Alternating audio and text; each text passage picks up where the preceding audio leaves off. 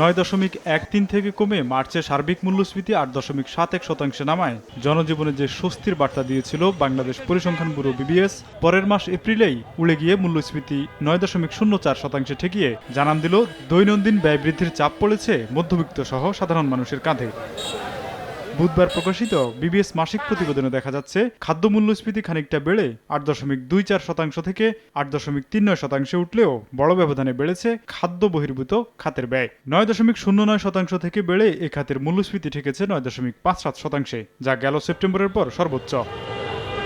শিল্পমুখী অর্থনীতিতে সাধারণত নগর জীবনে আয়ের সুযোগ বেশি থাকলেও বিবিএস এর পরিসংখ্যান বলছে গেল মাস এপ্রিলে শহরের মানুষের তুলনায় দৈনন্দিন জীবনে ব্যয় বেশি বেড়েছে গ্রামীণ জনগোষ্ঠীর। জ্বালানির খাতের যে একটা চাপ, এখানকার যে শক, তো সেটি কিন্তু কিছুটা ট্রান্সমিশন হয়েছে।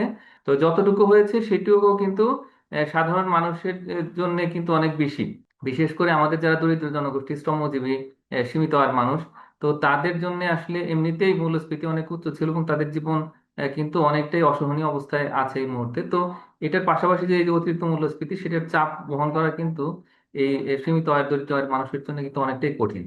শহরে সার্বিক মূল্যস্ফীতি 9.02% হলেও গ্রামে হয়েছে 9.05%। খাদ্যপণ্য ব্যয়ের ক্ষেত্রে শহরে খরচ বেশি বাড়লেও শিক্ষা, চিকিৎসা, পরিবহন সহ খাদ্য বহির্ভূত খাতে গ্রামের মানুষের তুলনামূলক ব্যয় বেড়েছে অনেক বেশি। এ খাতে এক বছর আগের তুলনায় গেল মাসে শহরবাসীর ব্যয় 9.15% বেড়েছে, আর গ্রামের মানুষের বেড়েছে 9.81%।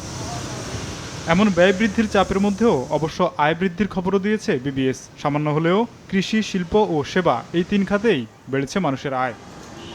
তোফাজ্জল হোসাইন, সময় সংবাদ, ঢাকা।